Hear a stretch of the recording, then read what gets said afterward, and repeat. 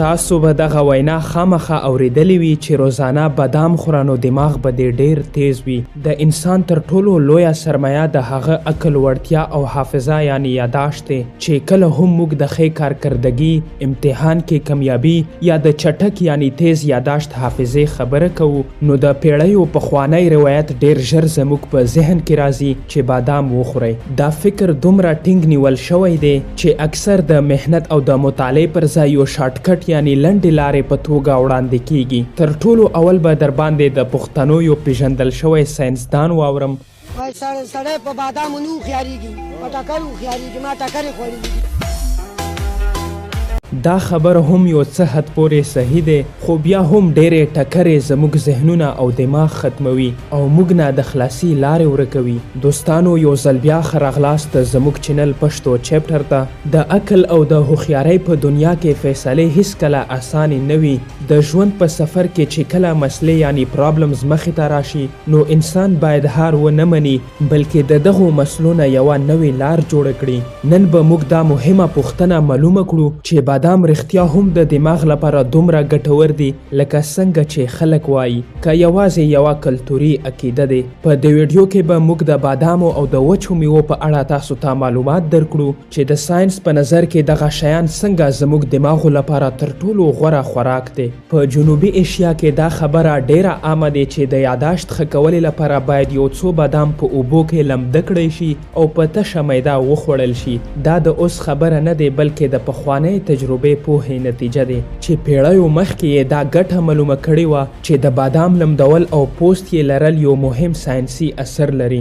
اوسنی غذایي ساینس هم دا خبره کوي چې بادام لمدول د دې لپاره وي چې نیوټرینټس یعنی غذایي مواد ښه ابزارب یعنی جذب شي او په اسانۍ سره ډایجسټ یعنی هضم شي. په وچو بادامو کې انزایم انهیبیټرز او ټیننز وي خو د شپې په لمدېدو سره دغه مواد کمیږي او فایبرز نرمیږي نو هضمه یې ډیره په اسانۍ سره کیږي. د بادامو د دې روایتي دعوو د ثبوت لپاره په لویه پیمانې رینډمایزډ کنټرول ټریلز ترسره شوي دي. په دې کې یو ټریل یعنی یو تحقیق د 6 میاشتو چې په دې تحقیق کې د بیلابیل عمر والا خلک موجود وو او په دې خلکو باندې به یې هر ورځ بادام خوړل. د بادامو خوړلو سره په دې خلکو کې اوورال کوګنیټیو فنکشن یعنی مجموعي ذهني صلاحیت کې کوم غټ بدلون ونه لیدل شو خو دې تحقیق یوه لویه او نازکه خبره روښانه کړه. هغه کسان چې هر ورځ یې نږدې 50 ګرامه بادام خوړل په 6 میاشتو کې د ځینو خاصو ذهني مهارتونو په ازموینو کې څرګنده ښهوالی ښکاره کړه. دغه ښهوالی په خاص ډول ایگزیکټیو فنکشن یعنی د هر کار لپاره پلان جوړونه، ویژوال میموري اینډ لرنینګ یعنی یو څه لیدل او ډیر وخت لپاره یې یاد ساتل او سپیشل پلانینګ یعنی هر کار ته او هر یو شي ته ترتیب ورکول. نو په داسې برخو کې ښهوالی ولیدی شو. نن ساينس هم دا وایي چې بادام د دماغو لپاره ګټور دي. ځواب یې د بادامو په نیورو پروټیکټیو میکانیزم کې دی. مطلب بادام د دماغو سیلز یعنی نیورونز د خرابي نه محفوظ ساتي. په بادامو کې ویټامین ای په خاص توګه الفا ټوکوفیرول موجود دی. ویټامین ای یو طاقتور یعنی قوي انټي اکسیډنټ دی چې د دماغو سیلز یعنی نیورونز د اکسیډیټیو سټرس یعنی دباو نه بچ ساتي. که د دې اکسیډیټیو سټرس یعنی د دباو مخه ونه نیول شي نو په انسان کې بیا دماغي عصبي ناروغۍ پیدا کیږي. د ډیرو مطالعو نه پته ولګېده چې څوک هر ورځ نږدې 50 ګرامه بادام خوري نو د دوی په وینه کې الفا ټوکوفیرول زیاتیږي او که په وینه کې بیا دغه ویټامین ای کم شي نو زموږ یاداشت یعنی حافظه او د دماغو کارکردګي ډیره کمزوري کیږي. بادام او داسې نورې وچې میوې دغه ویټامین ای یعنی الفا ټوکوفیرول ډیر زیات لري چې زموږ دماغو لپاره ګټور دي. بادام ډایرکټ زموږ ذهانت نه زیاتوي بلکې د انسان موجوده حافظه او دماغي کارکردګي محفوظه ساتي. ایج ریلیټډ کوګنیټیو ډیکلاین یعنی د عمر په زیاتېدو سره د دماغو او د حافظې کمزوري. دا هغه حالت دی چې د عمر په زیاتېدو سره زموږ د دماغو نیورونز ډیر زیات کمزوري کیږي او دغه ویټامین ای چې په وچو میوو کې زیات موندل کیږي دغه بیا موږ د عمر په زیاتېدو سره د دماغي ناروغیو نه په امن ساتي. په بادامو کې نور هم نیوټرینټس دي لکه پولر لیپیډز چې پکې فوسفولیپیډز او سفنګولیپیډز موجود دي. دغه لیپیډز د نیورونز ترمنځ رابطه یعنی اړیکو ساتلو کې کار کار کوي، لکه څنګه چې بادام د ویټامین ای په برخه کې مخکې دی، مطلب د ویټامین ای نه ډک دی، همداسې د دماغ او صحت لپاره یو بل مهم غذایی مواد یعنی نیوټرنټ اومیګا 3 فیټي اسیډز دي چې غوزان یعنی اخروټ د دې خزانه دی. غوزان د الفا لینولیک اسید یوه لویه ذریعه دی چې د ونو او بوټو نه یې موږ اخلو.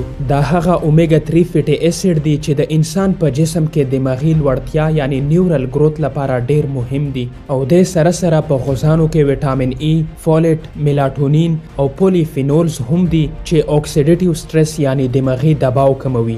دا هغه فرق دی چې اکثر د دماغ او د صحت په میدان کې غوزان یعنی اخروټ تر ټولو مخکې کېږدل کیږي. البته بادام او غوزان ګران بیه دي، ډیر خلک دومره بجټ نه لري چې دغه پوره کړي، خو د نیورو پروټیکټیو ډایټ یعنی د دماغو حفاظتي خوراک لپاره موږ ته ارزان شي انتخاب پکار دی، لکه کجوره. پخوا به کجوره صرف د انرژي لپاره مشهوره وه، خو نننی ریسرچ ښایي چې کجوره هم موږ د دماغي ناروغیو نه محفوظ ساتي، لکه الزایمر چې د عمر په زیاتېدو زموږ دماغ د چا نوم یا د شیانو نامې یا هر څه ډیر ژر هیروي او د ډیر وخت لپاره یې یاد نشي ساتلی. په کجوره کې فینولیکس او قوي انټي اکسیډنټس دي لکه فیریولیک اسید او پروټوکاټیکویک اسید چې اکسیډیټیو سټرس یعنی له دماغو دباو ختموي او دماغ په آرامه کوي. تر ټولو مهم دا چې په کجوره کې پولیفینولیک کمپاونډز نه یوازې اکسیډیټیو سټرس کموي بلکې د الزایمرز د ناروغۍ سبب کیدونکي ایمایلوید بیټا فایبریلز د جوړېدو مخه نیسي،